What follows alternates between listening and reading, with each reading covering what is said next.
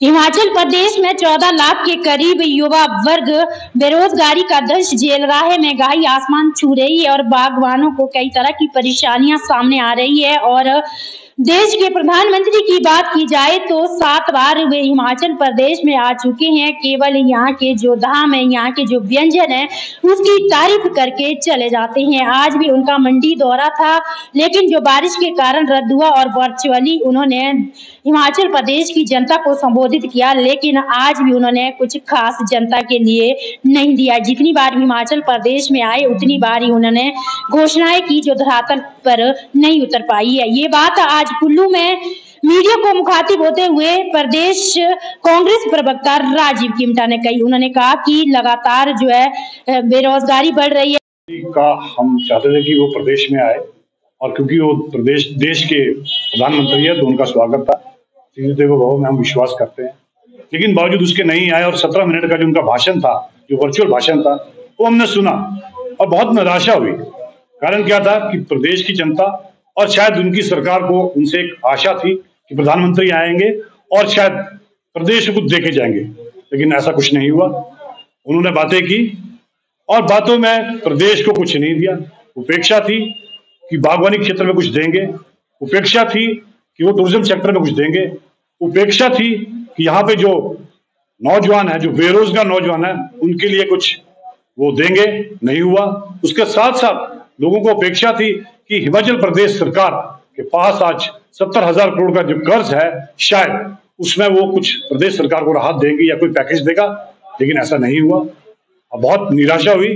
सभी प्रदेशवासियों को एक आशा थी कि देश के प्रधानमंत्री आ रहे हैं तो शायद कुछ देके जाएंगे, और हमें लग भी रहा था, क्योंकि कारण क्या था कि अब हाल ही में ही 2 महीने के अंदर प्रदेश के अंदर चुनाव होने वाला है। शायद हमें लगा कि शायद चुनावी कुछ वादे करके जाएंगे प्रदेश की जनता के साथ, लेकिन ऐसा कुछ नहीं हुआ। क्योंकि इससे पहले भी वो 2017 में से लेकर अभी तक तकरीबन 7 बार हिमाचल प्रदेश में आ चुके हैं। उन्होंने वादे किए, लेकिन अभी तक धरातल पर कोई वादे नहीं हुआ।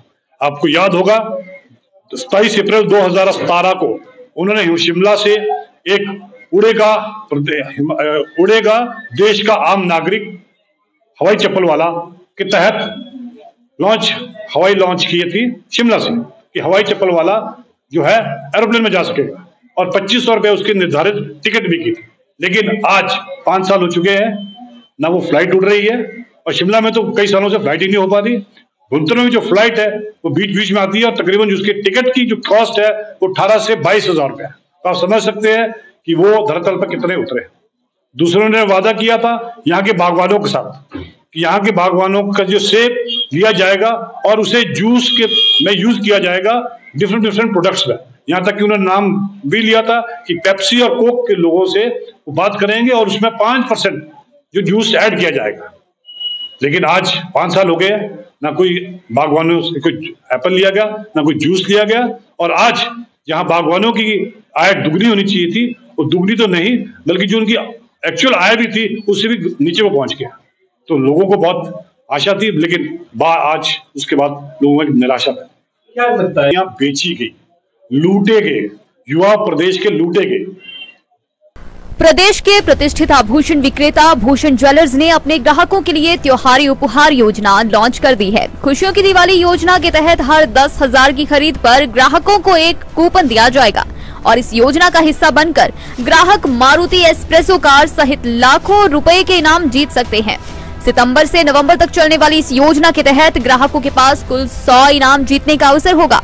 इसके अलावा ग्राहकों को हर खरीद पर निश्चित उपहार भी दिया जा रहा है।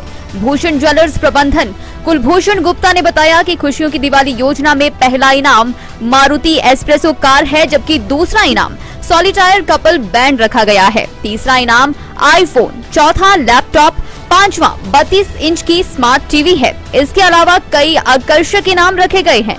हर ग्राहक इसका लाभ उठा सके, इसलिए महज 10,000 की खरीद पर एक कूपन दिया जाएगा। सोना, चांदी या हीरे किसी भी तरह के आभूषणों की खरीद पर ये कूपन मिलेगा। नवंबर तक ये योजना जारी रहेगी, जिसके बाद लकी ड्रॉ निकाला जाएगा। भूषण ज्वेलर्स से खरीदे आभूषण, जीते उपहार। आकर्षक उपहार जीतने के लिए जाएं भूषण ज्वेलर्स सोलन।